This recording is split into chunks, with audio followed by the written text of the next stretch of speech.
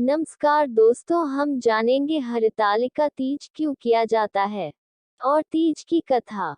यह व्रत अच्छे पति की कामना से एवं पति की लंबी उम्र के लिए किया जाता है। मान्यता है कि भगवान शिव जी को अपने पति के रूप में पाने के लिए माता पार्वती ने सबसे पहले इस व्रत का पालन किया था। इस व्रत में पूरे दिन निर्जल व्रत किया जाता है और अगले दिन पूजन के पश्चात ही व्रत तोड़ा जाता है। चलिए जानते हैं कि आखिर इस व्रत का नाम हरतालिका तीज कैसे पड़ा और क्या है इसकी कथा। कैसे पड़ा हरतालिका तीज का नाम। इस व्रत को हरितालिका इसलिए कहा जाता है क्योंकि पार्वती की सखी उन्हें पिता के घर से हरण कर जंगल में ले गई थी।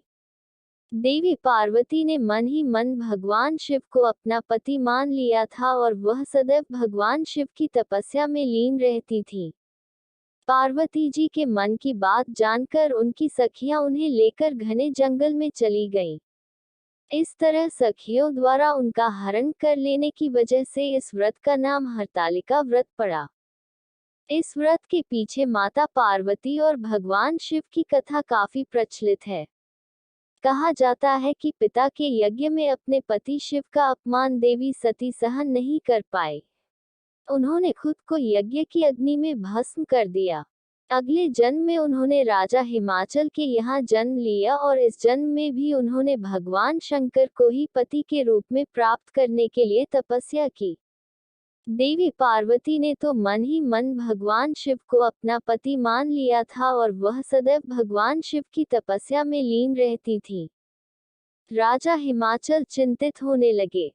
पुत्री की यह हालत देखकर राजा हिमाचल को चिंता सताने लगी। इस संबंध में उन्होंने नारद जी से चर्चा की। उनके कहने पर उन्होंने अपनी पुत्री उमा का विवाह भगवान विष्णु से कराने का निश्चय किया। पार्वती जी ने विवाह के लिए मना किया। पार्वती जी विष्णु जी से विवाह नहीं करना चाहती थी।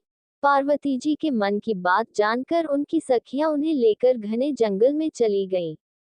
इस तरह सखियों द्वारा उनका हरण कर लेने की वजह से इस व्रत का नाम हरतालिका व्रत पड़ा। जबकि कठोर तपस्या। भाद्रपद शुक्ल तृतीया तिथि के हस्त नक्षत्र में माता पार्वती ने रेत से शिवलिंग का निर्माण किया और भोलेनाथ की स्तुति में लीन होकर रात्रि जागरण किया। उन्होंने अन्न का त्याग भी कर दिया। ये कठोर तपस्या 12 साल तक चली। तब माता के इस कठोर तपस्या से प्रसन्न होकर भगवान शिव ने उन्हें दर्शन दिए और इच्छानुसार उनको अपनी पत्नी के रूप में स्वीकार कर लिया। ओम नमः शिवाय।